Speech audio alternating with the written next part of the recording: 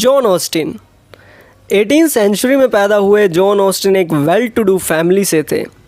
5 साल आर्मी में स्पेंड करने के बाद ऑस्टिन का लॉ फील्ड में इंटरेस्ट क्रिएट हुआ, लॉ फील्ड की तरफ उन्हें अट्रैक्शन हुई, तो इसलिए उन्होंने 7 साल चांसरी बार में प्रैक्टिस की। और उनके जो नेबर थे वो जर्मी बेंथम हुआ करते थे। जर्मी बेंथम इनके नेबर थे, तो दोनों आपस में बैठते थे, साथ साथ बातें करते थे, तो वो बहुत ही क्लोज़ फ्रेंड्स बन गए थे। जर्मी बेंथम ने जॉन ऑस्टिन को कहा कि क्यों ना भाई तुम प्रोफेसर बन जाओ, जूरिस्प्रूडेंस पढ़ाओ बच्चों को। तो John Austin university of London में, ये 1826 की बात है, 1826 में John Austin university of London में, जो कि उस समय नई नई ही बनी थी, वहाँ पर प्रोफेसर ऑफ जूरिस्प्रूडेंस अपॉइंट हुए। बट ऑस्टिन के लेक्चर्स कोई ज़्यादा अटेंड नहीं करता था, कोई स्टूडेंट्स जो थे वो बंक कर जाते थे उनके लेक्चर्स को। तो ये चीज़ ऑस्टिन को बहुत बुरी लगी, इसलिए उन्होंने 1834 में उस यूनिवर्सिटी से रिज़ाइन कर दिया। जॉन ऑस्टिन ने 2 बुक्स लिखी, the province of jurisprudence determined and A plea for the constitution. हालांकि ऑस्टिन के जीते जी इनकी ये बुक्स इतनी फेमस नहीं हुई, इतनी इम्पोर्टेंस नहीं दी गई, बट बाद में इनकी डेथ के बाद इनकी वाइफ सारा ऑस्टिन ने ये बुक के कुछ पार्ट्स पब्लिश किए और बाद में इनकी बुक्स को, इनके वर्क को काफ़ी इम्पोर्टेंस दी गई। तो आइए बात करते हैं जॉन ऑस्टिन की थ्योरी ऑफ लॉ की। जॉन ऑस्टिन की थ्योरी में बेसिकली 4 फीचर्स थे। पहला, सोवरन या पॉलिटिकली सुपीरियर पावर। दूसरा, कमांड या wish of the sovereign. Third one is duty and the fourth one is sanction, evil और पनिशमेंट। ऑस्टिन के मुताबिक law is the command of the sovereign. Sovereign एक politically superior power होती है जो order देती है या उनकी जो विश होती है वो फॉलो करनी पड़ती है पॉलिटिकली इन्फीरियर पर्सन्स को।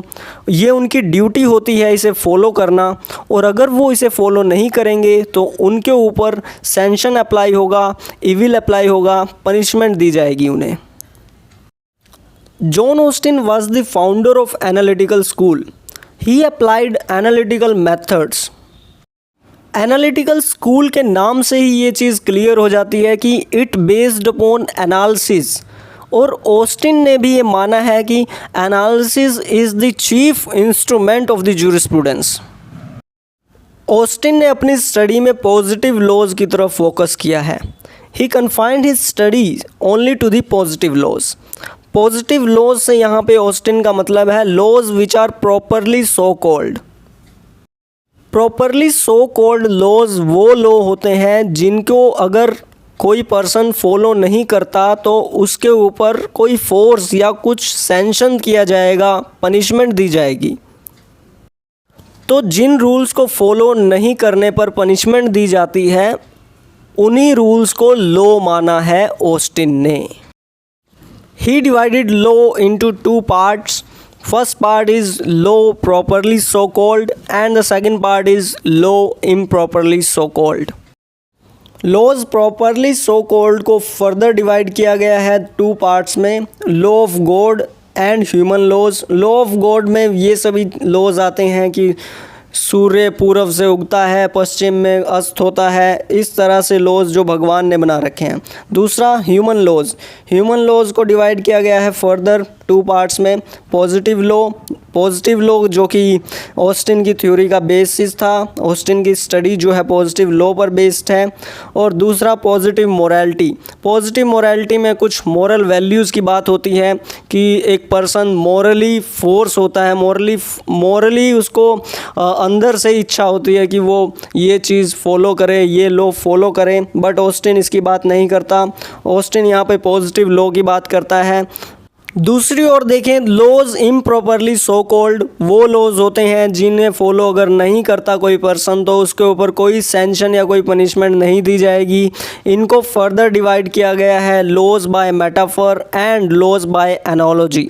लॉ बाय मेटाफर का एग्जाम्पल जैसे लॉ ऑफ ग्रेविटी है, that is uniformities of the nature. and laws by analogy, that is law set and enforced by mere opinion. But Austin ने सिर्फ और सिर्फ positive law की बात की है. As we studied earlier, according to the Austin, law is the command of the sovereign. He defined law as rules laid down for an intelligent being by another intelligent being who has power over him. He described positive laws as rules set by a man who is politically superior for men who are politically inferior.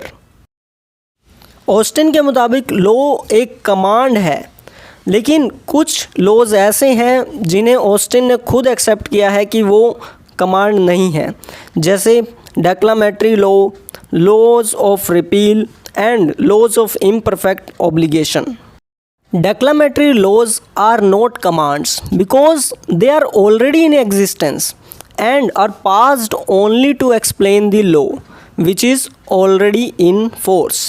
Declamatory laws वो laws होते हैं जो explain करते हैं किसी law को जो कि at present force में already है, तो इसलिए ये command नहीं है.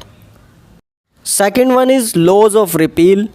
लॉज ऑफ रिपील्स ये भी कमांड नहीं है क्योंकि ये सिर्फ रेवोकेशन ऑफ कमांड है. The third one is laws of imperfect obligation.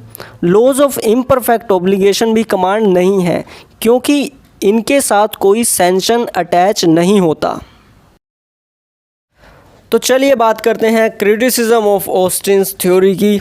Austin ने कस्टम्स को इग्नोर कर दिया. कस्टम जो कि बहुत इम्पोर्टेंट पार्ट होता है एक सोसाइटी का, एक स्टेट का, to regulate the conduct of the people, but Austin ने इसे इग्नोर कर दिया. और ऑस्टिन ने जज मेड लॉ को भी इग्नोर कर दिया. जज मेड लॉ यहाँ पे प्रीसिडेंट की बात हो रही है. जिस तरह से कोई डिसीज़न कोर्ट सुनाती है किसी केस पर, तो वही डिसीज़न सिमिलर केसेस पर अप्लाई हो जाता है, वो प्रेसिडेंट बन जाता है. लेकिन ऑस्टिन ने अपनी थ्योरी में जज मेड लॉ को बिल्कुल जगह नहीं दी, इसे इग्नोर कर दिया. And the next point is Austin ignored the international law. International law आज के टाइम में बहुत ही इम्पोर्टेंट चीज़ है, लेकिन ऑस्टिन ने अपनी थ्योरी में इंटरनेशनल लॉ को पूरी तरह से इग्नोर कर दिया था. और ऑस्टिन का ये कहना कि law is the command of the sovereign, आज के टाइम में ऐसा बिल्कुल भी नहीं है.